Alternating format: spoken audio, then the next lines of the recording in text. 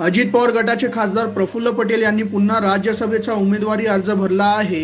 यावेळी विधान भवनाच्या आवारात शरद पवार गटाचे आमदार जितेंद्र आव्हाड व खासदार प्रफुल्ल पटेल यांनी गळाभेट घेत एकमेकांना मिठी मारली, तर शिंदे गटाचे आमदार संजय शिरसाट व आमदार जितेंद्र आव्हाड यांनी गळाभेट घेतली। महाराष्ट्रातून 6 जागेसाठी येत्या 27 फेब्रुवारी रोजी राज्यसभेची निवडणूक होणार आहे।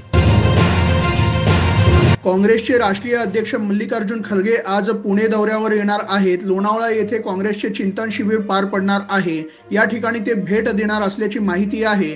अशोक चव्हाण यांनी काँग्रेसला सोडून भाजपमध्ये प्रवेश केला आहे। त्यांच्या संपर्कात 10 ते 15 काँग्रेसचे आमदार असल्याची माहिती आहे। यावर चिंतन शिबिरात काय भूमिका घेतल्या जाणार हे पाहणे महत्त्वाचे ठरणार आहे। सीरम इन्स्टिट्यूटचे संस्थापक सायरस पूनावाला यांनी लस निर्मिती क्षेत्रात उल्लेखनीय कार्य केले असून त्यांना भारतरत्न देण्याची मागणी शरद पवारांनी केली। ते पुण्यातील एका पुरस्कार सोहळ्यात बोलत होते। जगात जेव्हा 5 मुले जन्माला येतात त्यातील 3 मुलांना सीरमची लस दिली जाते। तसेच कोविडमध्ये सीरमने संपूर्ण जगाला लस पुरवली। आफ्रिकन देशांमध्ये ही लस वितरित झाली असेही यावेळी बोलताना पवार म्हणाले। मराठा आरक्षणाचा कायदा कळण्यासाठी वेळ लागेल, तो लागणारच। आपण तांत्रिक प्रक्रिया बायपास करू शकत नाही, असे वक्तव्य खासदार श्रीकांत शिंदेंनी मनोज जरांगेंच्या उपोषणावर बोलताना केले आहे। मराठा समाजासाठी इतिहासामध्ये जे कोणत्याही सरकारने केले नाही तेवढे काम आमच्या सरकारने केले आहे। मराठा आरक्षणासाठी सरकार सकारात्मक आहे। कुणबी दाखले मोठ्या प्रमाणात देण्यात आले आहेत, असेही यावेळी खासदार शिंदे म्हणाले।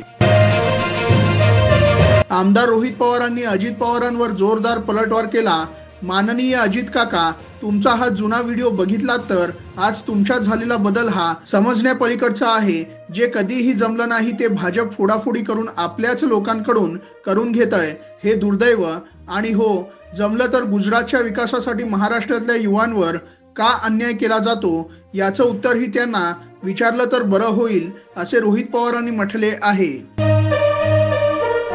उपमुख्यमंत्री अजित पवारांच्या उपस्थितीत प्रफुल्ल पटेलांनी आपला राज्यसभेचा उमेदवारी अर्ज दाखल केला आहे। माझी टर्म सुरू असताना मी अर्ज भरला आहे, त्यामुळे तर्कवितर्क लावले जात आहेत, पण काही गोष्टी गुलदस्त्यातच राहू द्या। येत्या काही दिवसांत मी टर्म सुरू असताना अर्ज का भरला हे तुम्हाला कळेल। मी नक्की निवडून येणार। राज्यात लोकसभेच्या 45 जागा येतील, असा विश्वासही यावेळी प्रफुल्ल पटेलांनी व्यक्त केला।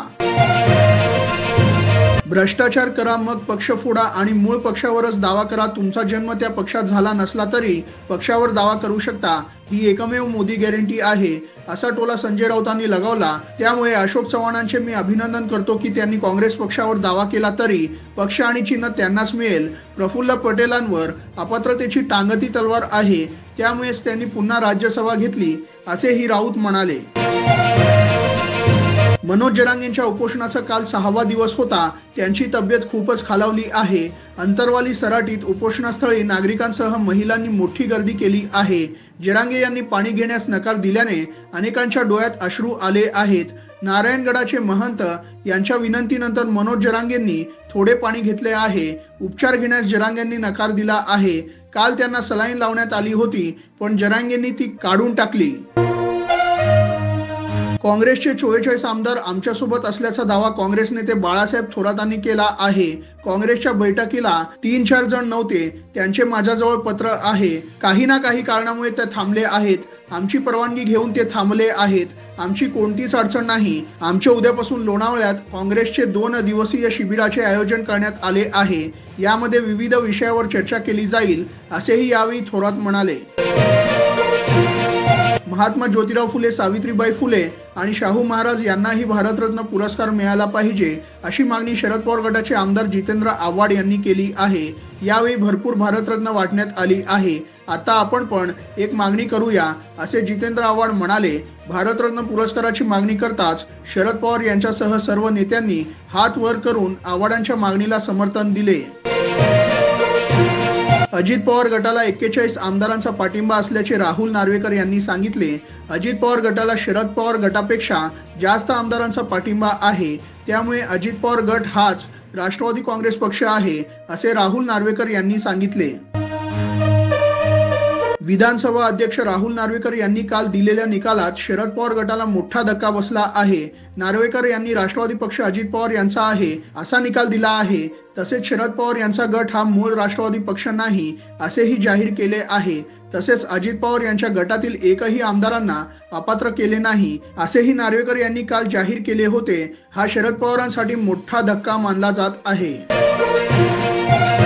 आता पा सारखे का असे करावे लागणार असे अजित पवार यांनी वक्तव्य करत शरद पवार गटाला टोला लगावला होता। त्याला शरद पवार गटाचे खासदार अमोल कोल्हे यांनी कवितेतून उत्तर दिले आहे। कुणीतरी म्हणाल का, जनता म्हणाली काकाच का असे कवितेचे शीर्षक आहे। ही कविता सुप्रिया सुळे यांनी ट्विट केली आहे। या कवितेतून शरद पवार यांनी काय केले हे कोल्हेंनी दाखवून दिले। तृणमूल काँग्रेसच्या नेत्या महुआ मोइत्रा यांना ईडीने समन्स बजावला आहे। मोइत्रा यांना 19 फेब्रुवारी रोजी चौकशीसाठी बोलावले आहे। ईडीने परकीय चलन उल्लंघन प्रकरणी महुआ यांना चौकशीसाठी बोलावले असल्याची माहिती समोर येत आहे। दरम्यान कॅश फॉर क्वेरी प्रकरणी मोइत्रा यांनी आपली खासदारकी गमावली आहे। या प्रकरणामुळे मोइत्रा या चांगल्याच चर्चेत आल्या होत्या।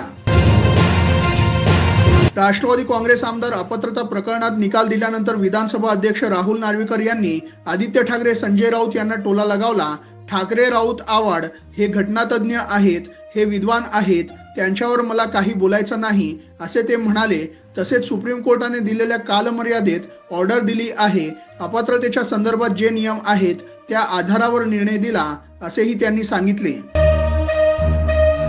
महाराष्ट्र सरकारने मराठा आरक्षणासाठी विधिमंडळाचे 2 दिवसांचे विशेष अधिवेशन बोलावल्याची माहिती सूत्रांनी दिली आहे। येत्या 20 आणि 21 फेब्रुवारीला विधिमंडळाचे विशेष अधिवेशन असणार आहे।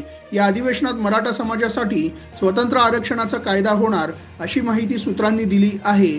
दरम्यान मनोज जरांगे पाटील यांचे उपोषण अजूनही सुरूच आहे। कायद्याची पायमल्ली कशी करावी हे नार्वेकरांकडून शिकावे अशी टीका जितेंद्र आव्हाडांनी केली। नार्वेकरांनी राष्ट्रवादी पक्ष अजित पवार गटाचा असल्याचा निर्णय दिल्यानंतर आव्हाडांनी निशाणा साधला। 30 जूनला झालेले अध्यक्षपद अवैध असल्याचे निवडणूक आयोगाने म्हटले। तुम्ही धृतराष्ट्राच्या भूमिकेत आहात का? स्वतःच्या स्वार्थासाठी पक्ष तोडायचे। आमची आमदारकी रद्द झाली नसली तरी हा थिल्लरपणा आहे असे ते म्हणाले। राहुल नार्वेकरांनी दिलेल्या निकालाविरोधात सुप्रीम कोर्टात जाणार असे खासदार सुप्रिया सुळेंनी म्हटले। नार्वेकर हे फक्त कॉपी पेस्ट करत आहेत। अदृश्य शक्तीसाठी नार्वेकर ड्राफ्टिंग करतात, हे फार दुर्दैवी आहे। सुब्रमण्यम यांनी एक पत्र लिहिले आहे। भाजप कसा चालतो याबाबत त्यांनी त्या पत्रात भाष्य केले आहे असेही सुळे म्हणाल्या। राष्ट्रवादी पक्ष अजित पवारांचा आहे असा निर्णय नार्वेकरांनी दिला आहे। इंग्लंड विरुद्धच्या तिसऱ्या कसोटी सामन्यात भारताच्या रोहित शर्माने शानदार शतक ठोकले। या सामन्यात रोहित शर्माने 3 षटकार लगावत मोठा विक्रम आपल्या नावावर केला आहे। आंतरराष्ट्रीय क्रिकेटमध्ये सर्वाधिक षटकार मारणारा रोहित शर्मा पहिला भारतीय कर्णधार ठरला आहे। त्याने महेंद्रसिंग धोनीचा रेकॉर्ड मोडला आहे। धोनीने 211 षटकार 330 इनिंग्समध्ये मारले तर रोहितने आतापर्यंत 212 षटकार 121 इनिंग्समध्ये षटकार मारले आहे। महाराष्ट्र आणि लंडन मधील संबंध अधिक दृढ करण्यासाठी महाराष्ट्र दौऱ्यावर आलेल्या lord mayor of London Michael Mainelli यांनी मुख्यमंत्री एकनाथ शिंदे यांची भेट घेतली। लंडन मधील आर्टिफिशियल इंटेलिजन्स सेंटरला छत्रपती शिवाजी महाराज यांचे नाव देण्याचा मानस मिलेनी यांनी व्यक्त केला असून त्यांच्या सकारात्मक भूमिकेचे स्वागत करतानाच लंडनमध्ये छत्रपती शिवाजी महाराजांचा पुतळा उभारण्याची मागणी शिंदेंनी केली।